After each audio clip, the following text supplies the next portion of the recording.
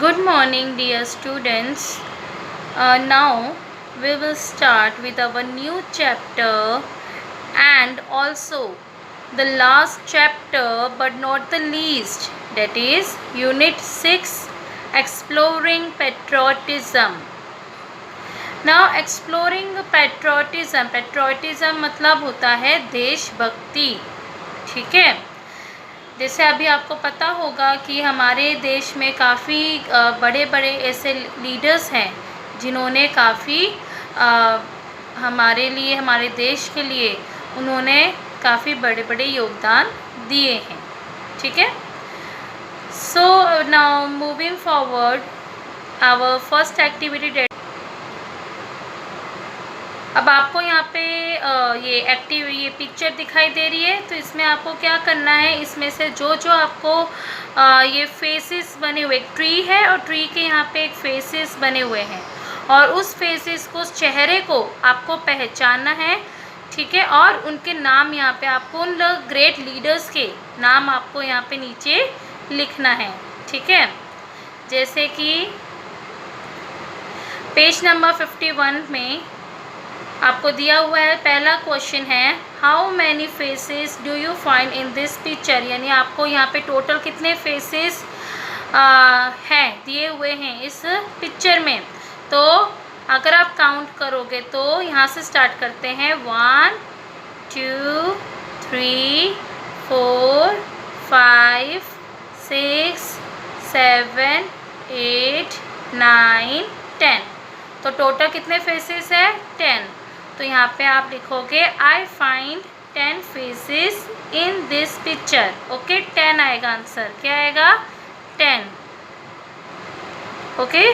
Next है can you identify them, क्या आप उन्हें पहचान सकते हो कि कौन कौन से ग्रेट लीडर्स हैं यहाँ पे। तो सबसे पहले आप यहाँ पे जैसे लिख सकते हो, फर्स्ट आएगा,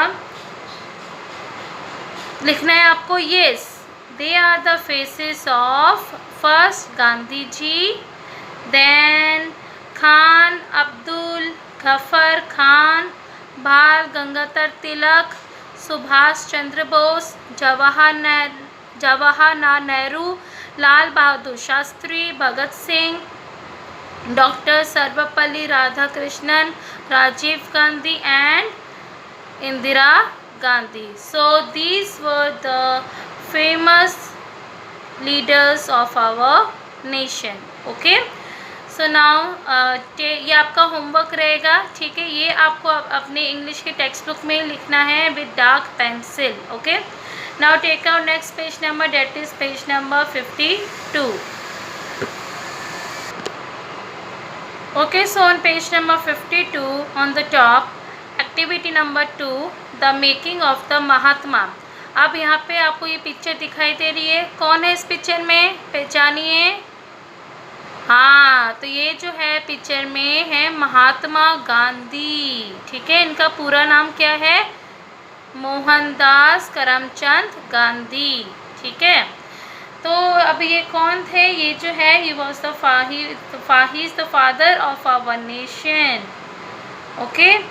एंड ये हमारे देश के लिए काफ़ी योगदान दिया और काफ़ी महत्वपूर्ण हिस्सा भी निभाया है, ठीक है।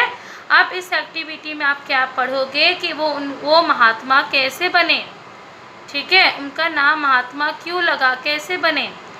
तो Gandhiji became associated with the social life of Indians in South Africa since his arrival there in 1893.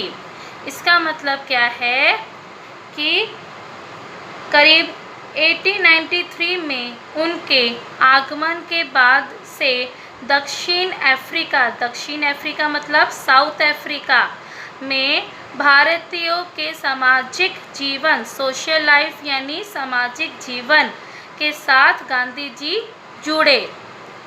Next, can anyone act against one's own nature और escape being a plaything in the hands of faith. तो इसका मतलब क्या है कि क्या कोई अपने स्वभाव के विरुद्ध काम कर सकता है या भाग्य के हाथों खेलने से बच सकता है? तो ये क्वेश्चन कौन पुट आउट करते हैं? खुद गांधी जी। तो next, Gandhi ji had gone to Africa with professional motives. इसका मतलब क्या है कि गांधी जी पेशेवर उद्देश्यों के साथ अफ्रीका गए थे। पेशेवर, प्रोफेशनल मोटिव्स। तो प्रोफेशनल का मतलब क्या होता है? कनेक्टेड विद द जॉब, यानी कि वो अपने किसी का बहुत ही कनेक्टेड थे अपने जॉब से, अपना जो ड्यूटी थी उनकी, ठीक है, उसको निभाने के लिए वो, और उनका मोटिव था, कुछ उद्देश्य थे उनके जिसके साथ वो अफ्रीका गए थे।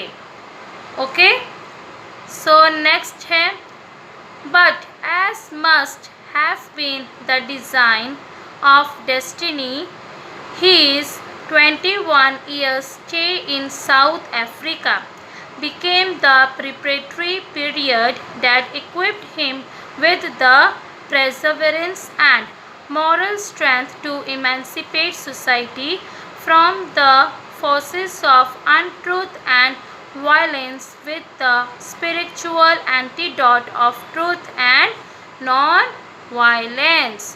तो इस पूरे जो लाइन है इसका क्या मतलब है? इसका मतलब ये है कि जैसे, लेकिन जैसे कि नियति का खेल रहा होगा, डेस्टिनी यानी कि नियति का खेल, ठीक है, कि साउथ अफ्रीका में उनका 21 साल का प्रवास, 21 ईयर्स को हम हिंदी में क्या कहेंगे? 21 साल का जो स्टे यानी कि प्रवास रहा, वह एक बहुत प्रारंभिक काल बन गया था। क्या बन गया था? काफ़ी ज़्यादा ही, बिकेम द प्रिपरेटरी पीरियड, यानी काफ़ी प्रारंभिक काल बन गया था। That equipped him with the perseverance and moral strength to emancipate society from the forces of untruth and violence, यानी कि जिसने उन्हें सत्य और आध्यात्मिक और गैर आध्यात्मिक प्रतिरोध के साथ असत्य और हिंसा की शक्तियों से समाज को मुक्ति दिलाने के लिए दृढ़ता और नैतिक शक्ति से उन्होंने एक स्पिरिचुअल एंटीडोट किया। और हिंसा, स्पिरिचुअल एंटीडोट का मतलब होता है कि एक एंटीडोट मतलब एक सब्सटेंस जो कंट्रोल कर सकता है द इफ़ेक्ट्स ऑफ पॉइजन और डिजीज। तो उससे कंट्रोल के लिए, शक्तियों से उनसे मुक्ति दिलाने के लिए उन्होंने दृढ़ता और नैतिक शक्ति से उन्होंने हमारे हिंसा किया। समझ में आया आपको? नेक्स्ट है, it was a full life of pure dedication. इसका मतलब यह शुद्ध समर्पण की जीवन था, ठीक है।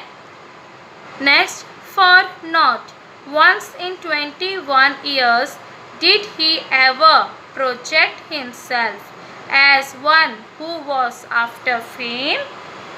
क्या 21 साल में एक बार भी उन्होंने कभी भी खुद को उस प्रोजेक्ट के तौर पर नहीं रखा जो फेमस होने के बाद था? यानी कि उन्होंने अपने आप को कभी ऐसे नहीं दिखाया कि वो हमें, मतलब फेमस होने का जो ज़रिया, उन्होंने कभी ऐसा शो होने भी नहीं दिया, ठीक है। अपने आप को ऐसे प्रोजेक्ट नहीं किया उन्होंने, ठीक है।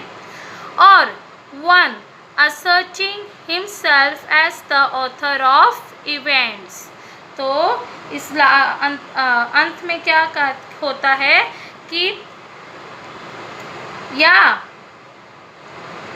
या तो घटनाओं के लेखक के रूप में खुद को शामिल किया, यानी कि अपने आप को असर्टेड मतलब क्या होता है कि बहुत ही क्लियरली और firmly that something is true, यानी कि घटनाओं के लेखक के रूप में खुद को शामिल किया। तो लास्ट का जो सेंटेंस है इसका यही मतलब होता है। समझ में आया आप सबको कि कैसे तभी से ही वो उन्होंने काफ़ी ऐसे अफ्रीका में काफ़ी योगदान दिया, ठीक है, लोगों की मदद की, ठीक है, और उनको काफ़ी जो मुक्ति दिलाई, ठीक है, समाज के जो हिंसा और गैर आध्यात्मिक और आध्यात्मिक से प्रतिरोध के साथ असत्य और हिंसा की शक्तियों से समाज को मुक्ति दिलाने के लिए उन्होंने ये पूरा किसके लिए किया, साउथ अफ्रीका के लोगों के लिए किया, और तभी से ही उनका जो महात्मा आगे नाम के आगे बढ़ गया। ठीक है, समझ में आया आपको। तो ये था आपका अभी एक्टिविटी 2 का द मेकिंग ऑफ द महात्मा। बाकी जो अनवेलकम विजिटर है वो मैं आपको नेक्स्ट लेक्चर में पढ़ाऊँगी। ठीक है, सो टिल देन ये अच्छे से पढ़िए, एक बार अच्छे से इसको रीड कीजिए चैप्टर को। ठीक है, and bye, take care and have a nice day.